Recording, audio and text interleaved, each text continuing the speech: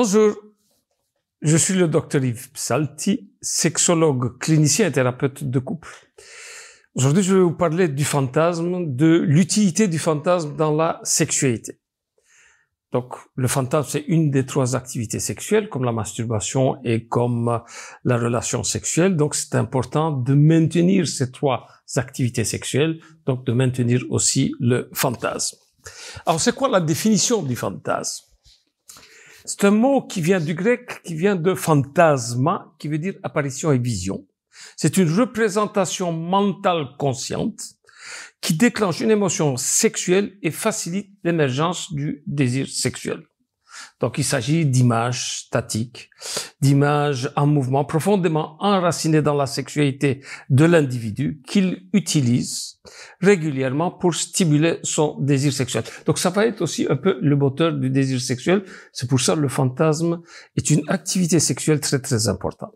Donc, il va activer comme fonction, sa fonction, il va activer, il va maintenir et réveiller le désir sexuel. C'est l'engrais de la sexualité. Ça fait pousser les choses. Il pimente le quotidien pour empêcher la routine de s'installer. Alors, il fait aussi l'économie de la réalité et remplit une fonction de compensation pour rendre tolérable certains désirs inavouables. Faut pas oublier qu'il y a beaucoup de femmes, des femmes très sexuées, des femmes vraiment des grandes sexophiles, qui ont comme fantasme le fantasme de la soumission. Dans leur fantasme, elles peuvent faire certaines choses qu'elles sont incapables de faire dans la réalité. Mais un fantasme, c'est un fantasme, ça reste un fantasme.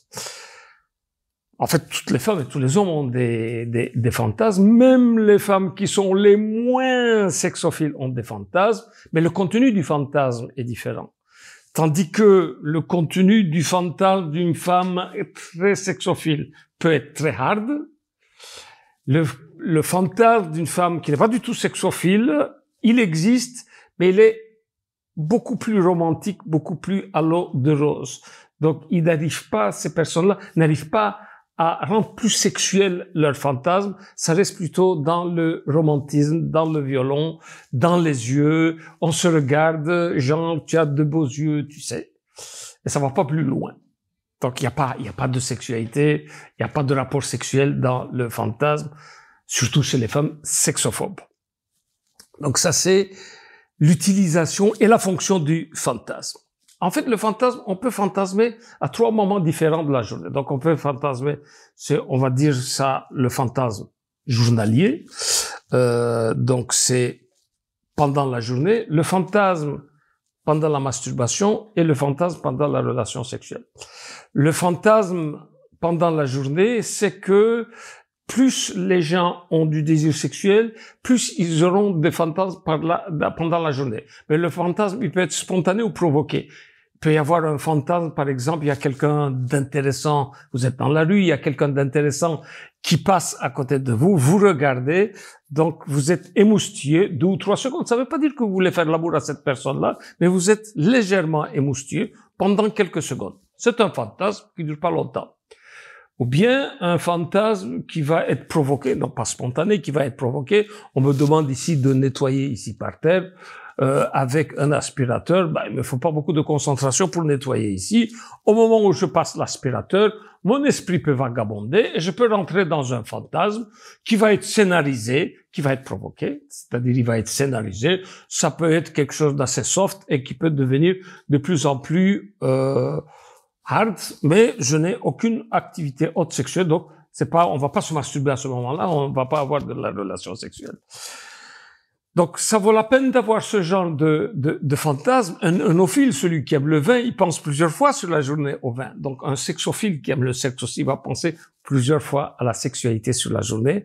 Et c'est, pour la santé sexuelle, quelque chose de très, très bien. Donc, on favorise les gens de pouvoir fantasmer pendant la journée aussi. Alors, le fantasme pendant la masturbation, ça, depuis le début, dans mes capsules sexo, je vous explique, on ne se masturbe pas sans fantasme. C'est-à-dire que on ne se masturbe pas mécaniquement. La masturbation, c'est une activité sexuelle, il faut la sexualiser. C'est-à-dire que arrêtez de vous masturber mécaniquement juste pour vider le trop-plein d'énergie que vous avez, mais sexualisez-le, c'est-à-dire utilisez les fantasmes, et c'est une bonne chose de pouvoir fantasmer. Donc, alors dans le fantasme, vous pensez à quoi, sur quoi vous allez fantasmer. Ben, c'est à vous de voir sur quoi vous allez fantasmer. Et puis, il y a le fantasme pendant la relation sexuelle. Donc, comme je vous ai dit, il y a beaucoup de femmes qui n'arrivent pas à jouir si elles ne rentrent pas dans un fantasme. Ou bien, il y a aussi des hommes qui ont besoin, pendant la relation sexuelle, de fantasmer. Aussi bien les femmes que des hommes qui ont besoin de fantasmer. Pourquoi? Pour s'exciter plus et pour arriver à une jouissance, un orgasme. Erika fait l'amour à son Eric. Donc, elle est dans le lit, elle fait l'amour avec lui, et au moment où elle fait l'amour, elle rentre dans un fantasme, et elle pense à, non pas Eric, à Marc. Est-ce que c'est licite ou c'est pas licite? Ben, on va voir ça la fois prochaine. C'est-à-dire que on fait l'amour avec quelqu'un, on pense à quelqu'un d'autre. Merci de m'avoir écouté. N'oubliez pas de liker ici dessous et de vous abonner sur ma chaîne YouTube. Bonne journée.